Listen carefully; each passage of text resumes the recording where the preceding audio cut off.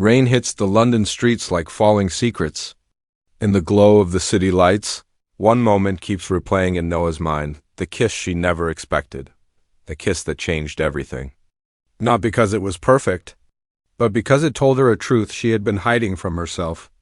And now, every shadow in London feels like it's whispering her name, reminding her of the one thing she can't escape, how she really feels. London is quiet, but Noah's thoughts are loud. She walks alone along the wet pavement, her reflection breaking in the puddles under the street lamps. She keeps replaying the moment Nick leaned in, the way time slowed, the way her heart didn't panic the way she expected it to. Instead, it felt like her chest opened, like something inside her finally breathed after being locked away for too long. But what scared her most wasn't the kiss. It was what came after. The calm. The strange sense that maybe she had been lying to herself for longer than she realized. She expected guilt to hit her like a storm, expected her legs to shake. But instead she felt steady. Too steady. As she turns a corner, a bus drives past, splashing water across the curb. She doesn't flinch. Her mind is somewhere else, back in that room, the closeness, the quiet, the way Nick looked at her like he already knew she was falling apart. And the way she didn't pull away, she presses her fingers to her lips, not in romance but confusion. Why didn't I stop him? She whispers to herself. A question with an answer she's afraid to face. Behind her, far in the background, a shape stands under a streetlight. Cole, watching, not approaching. Just, watching. His shoulders stiff, his jaw tight, his silence louder than any scream. Noah doesn't see him yet, but if she did, she would feel the ground shift, because this isn't just a kiss. This is the start of a break. A break in her heart. A break in her story. A break in the version of herself she thought she understood, and London, with all its lights and shadows, is the only witness to the truth she can't hide anymore. Noah stands on the edge of the Thames, the water moving slow and heavy, just like her thoughts. The city behind her buzzes, but she feels like she's inside a quiet bubble alone with the truth she doesn't want to admit. She takes a breath, pulls out her phone, and stares at Nick's name glowing on the screen.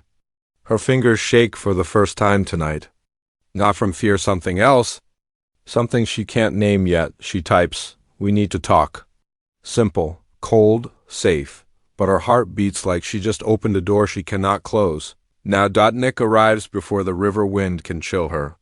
He stands a few steps away, unsure if he should come closer. His expression carries a mix of guilt and hope, like he's ready for whatever she says even if it hurts him. Noah doesn't look at him at first. She watches the water, her voice almost lost in the wind. "I didn't come here to fight," she says. Nick nods, relieved but still tense. "I know." She finally turns toward him, and for a second everything goes still. Not romantic. Not dramatic. Just honest, raw, human. "You caught me off guard," she admits. "I wasn't ready. I didn't expect you to." Her voice breaks, not from pain, but from truth. "But I want to thank you." Nick blinks, confused. "For what? For messing things up?" She shakes her head. "No, for showing me something I didn't want to see about myself." Nick steps closer, but gently. "Noah, you don't owe me anything." "No," she whispers, "but I owe myself the truth." She looks down, tears forming not out of sadness, but from clarity. The kiss didn't fix anything, didn't solve anything, but it broke open a part of her she kept locked away. It pushed her to confront feelings complicated, messy, unwanted feelings she can't hide anymore. Nick waits for her to continue. But she doesn't. Her silence says enough. Behind them, footsteps echo faintly on the walkway, but Noah doesn't notice. Cole's silhouette appears again, closer this time, sharper, carrying a storm behind his eyes. He had followed. He heard enough. And the hurt on his face is silent, but deadly. Noah stays facing the water, still unaware. She has no idea that her simple thank you didn't just open her heart. It cracked Cole's, and London takes another secret into its shadows. Cole's world doesn't break with a sound. It breaks in silence, quiet, sharp, and cold. He stands a few meters behind them, hidden by the shadow of an old brick archway. The river wind hits his face, but the real sting comes from Noah's words replaying in his head. I want to thank you.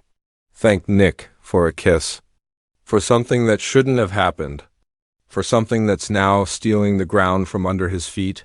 His jaw tightens until it aches. He isn't angry in the way people expect.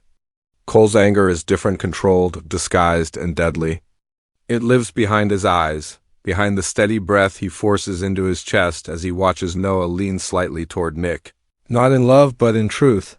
A truth she has been keeping from him. He takes a step back into the shadows, needing space, but space doesn't help. The images keep flashing, Noah's voice cracking. Noah thanking someone who isn't him. Noah choosing honesty with another man instead of the one who has fought for her over and over again. Cole's throat burns. Not from tears? From pride breaking, a bottle rolls by on the pavement, pushed by the wind. Cole doesn't even notice until it hits his boot. He kicks it away, hard, sending it clattering against a metal railing. A loud crash.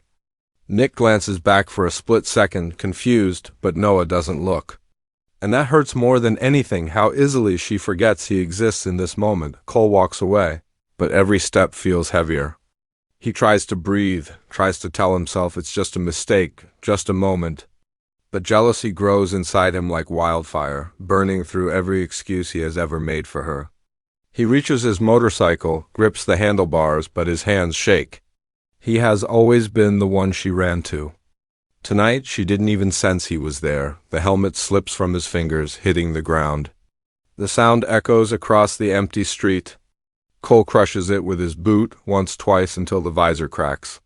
It's not the helmet he's breaking, it's the last bit of control he had left. He leans against the bike, fighting the storm rising in him. Nick, he mutters, the name tasting bitter. Of all people.